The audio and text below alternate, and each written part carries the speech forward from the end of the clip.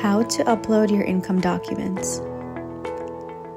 To submit your income documents, first sign into your New York State of Health account. Visit nystateofhealth.ny.gov and click on Sign In, then select Individuals and Families from the drop-down menu. After signing into your account, you will be greeted by your account overview page. From there, select the Verification tab from the top navigation bar. This is where you can submit your income documents for verification. Click the Add Other Document button and then select the document type that you will be uploading from the options in the drop-down menu.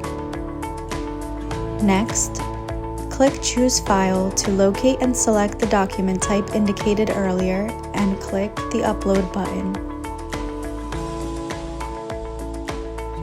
Your income document has now been submitted and is under review.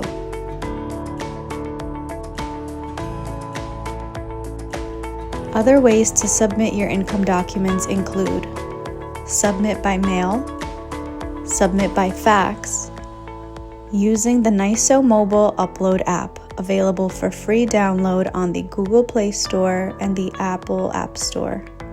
Visit nystateofhealth.ny.gov to log in and get started.